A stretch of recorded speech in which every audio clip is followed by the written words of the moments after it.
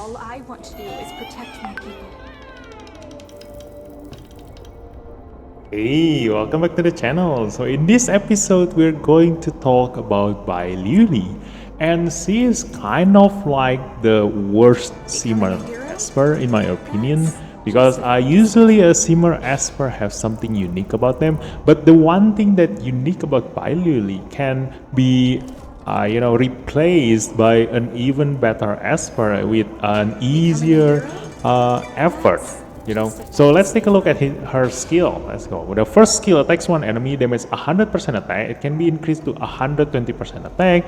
It's a normal attack damage, and it has a 30% chance of inflicting silence for one turn. And if you upgrade this, the chance goes up to 60%. It's still a little bit low, like, because you do want to, at the bare minimum, have 75% chance of putting any kind of debuff. So 60% chance, you still kind of like cannot rely on it.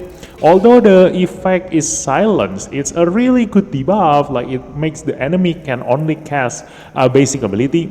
And the best part about silence is that it it is not considered a stun, so or incapacitation, so it can affect Jin Yu Yao. But the thing is that it only lasts for one turn, and Jin Yu Yao, if she gets lucky, I mean, if she only has one debuff, then her passive will remove this silence. So you need to pair this up with like poison debuffs that have a lot of number of application, so that Jin Yu Yao's passive have a little chance to remove this silence. So it is not a practical thing unless you combo this with someone else, and also because it lasts only for one turn and the chance is very low, then it is not something that you can rely on. Like in terms of silencing people, like the best one is always gonna be Chongnan here. Like, Chongnan have a silence, like AoE silence for 2 turns, and it lasts.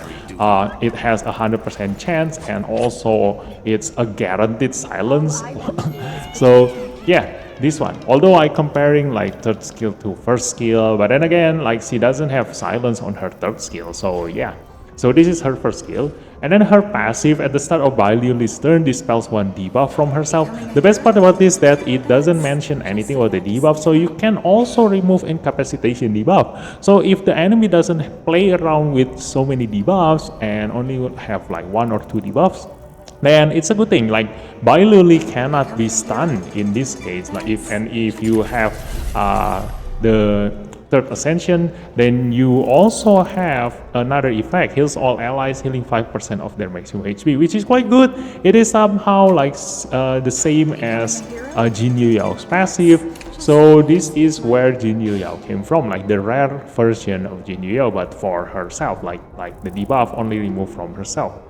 So it's kind of alright, like this one, but not really something that you are looking for if you do want to make your lineup. And then the third skill attacks random enemies 5 times, damage per hit, 90% attack. So in total, you're gonna be able to deal 450% attack if you hit 5 different enemies. But if you hit the same enemy, each hit has a 50% chance. Oh no, it deals lower damage here. And there's another effect, each hit has a 50% chance of stealing 1 buff. So this is the rare version of Chloe. This is the rare version of Chloe. And that's the thing, like, because every single thing that BAI LIULI can do, Chloe can do an even better job at that. And also, the only thing that Chloe cannot do compared to BAI LIULI is probably the Jin Yu Yao effect, but this one is only for herself, so not really that good. And then the silence and the seer, which is like alright. Like, the seer is good, but the silence is, I already mentioned, it's kind of like meh. So each hit also inflicts seer for 2 turns. This is good, this is alright. Like, if you hit 5 different enemies, then they all gonna have seer, which is rare. Like Seer is a rare debuff, so and especially hitting Seer on all 5 different enemies. But if you do have like someone like Gaius or any other like Esper that can deal AoE Seer, then this is easily replaceable. Prioritizes attacking different enemies, and yeah, like I said that just now, damage against the same enemy minus 15% each time, so similar to how Gaius works. So this is like not really you know really good against boss. Like if you compare this to Chloe, and I really made it. Like Chloe is a much easier Esper for you to get. Like this is an epic Esper, but the chance for you to get BAI in like you're very early in the game and even until your mid game is very low. It's much easier to get Chloe and her duplicates compared to BAI and her duplicates, and that's how rare she is. So compared to how like hard she gets like BAI and how less useful she is compared to Chloe. So Chloe in any sense is a much better choice if you do want to use that random nature of her attack. And Chloe doesn't have a reduction on her third skill random attack, and that's why even until now, because I'm a free-to-play player, like I mostly still use Epic Esper, and she is still one of my first choice if I do want to deal damage against bosses, like in Sentinel Hunt, in what is that, the other one? In Falsetto Fantasy, yes. So she is still my first choice in Falsetto Fantasy and Sentinel Hunt because of her not reducing damage against the same enemy. And LIULI is similar to Gaius, so hitting the same enemy will prove to have like less damage compared to dealing AoE. Although it's still a lot, but it's something that you cannot surpass Chloe in terms of the damage. Like here, the damage can be increased to 110%, so that means that 5 times means you deal 550% damage, and the trigger chance increased to 70%, which is alright, and a cooldown reduced for 1 turn, so the cooldown is 4 turns there. So if we compare here with Chloe, like Chloe's damage here is 90% attack and attack random enemies 5 times, but because it doesn't get reduced against the same enemies, so even though LIULI deal in total 550% attack damage, it is spread throughout 5 targets, and Chloe deal 450% attack damage, but it can also hit the same damage against the same enemy, and the stealing of the buffs here has 100% chance compared to 70% chance on LIULI, so she's a much reliable Esper to steal buffs. And then after that, she also have another pursuit attack if you get her to Resonance 6, and for every buff Chloe has, damage plus 10%. This is what is irreplaceable for Chloe. If you can get Chloe to have 12 buffs, that's the best part about her. Like if this one doesn't have a limit on the buffs, like unlike like Yuxu. Where is Yuxu? This one. Like for Yuxu's case, like if she has at least 5 buffs, her basic ability damage plus 10% up to 50%. So she has a limit to only 5 buffs, and above that she doesn't get any other bonus. But Chloe doesn't have a limit on this, and that's why Chloe still deal pretty much similar damage to Gaius, even though Chloe is an epic Esper. So in any sense, like she is replaceable by Chloe, and that's why I don't really recommend upgrading her. I myself never upgrade her. Like she is good in Reincarnation Tower, but that's it. That's only where she is good at. I bet the developer made her to be an enemy, because as an enemy, if she has insane amount of maximum HP and also her allies, like this third ascension becomes annoying, because that means that LIULI cannot be stunned, and also she will heal as long as she lives, heal 5% of the her allies maximum HP, and if she is on the enemy side, the developer can put 2 or 3 or 4 of hers, so that means that every single turn she will heal, like can be up to 20% of her all of her allies HP, and that is the most annoying part of her. Like she is the best at becoming AI.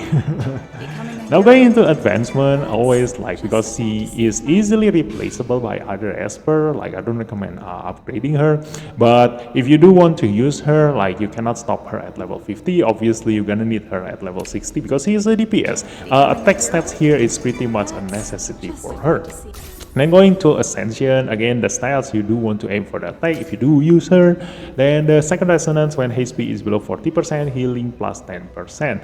And this is quite meh, like she is not a healer. So and also is your if your allies is like dying, you know, it doesn't really help your allies. Like in the next turn your ally gonna die anyway.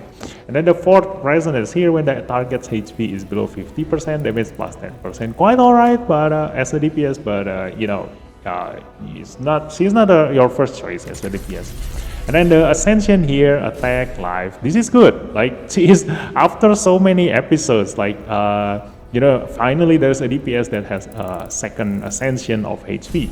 Then the third one we already see, this one adds the healing, and then there's HP again, accuracy, and then attack here. So quite alright, like it's not really good, but also not really bad.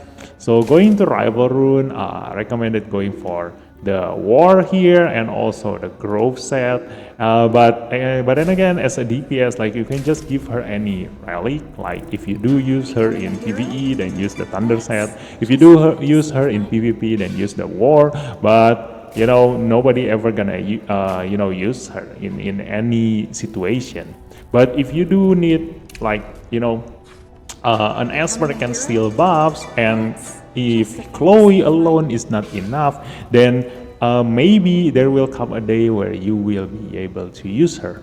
And then the Divinate also, the attack here is good, really good. But when the effect here, when the bearer's HP is below 50%, his damage plus 30%. His is the first skill, so it doesn't really add up to her damage. Like, you know, it increases DPS if she use her first skill, but what you do aim for, like most of her damage comes from the third skill. That's all. So that is BAI LIULI. Not really many things to talk about her, and hence why she is like one of the rare Esper that I never ever use anymore. Like I tried to use her a couple of times, but you know, like I said, like she is easily replaceable by Chloe. And she is a much better Esper in any sense and much easier to get. So that's it for all the rare Esper in all the episodes we've seen so far. And because I don't think the developer ever gonna add more rare Espers, so in the next episode we're gonna summarize every single rare Esper, and then we're gonna go into the epic Esper. So thanks for watching this episode, guys. I'll see you next time. Bye bye. Becoming a hero?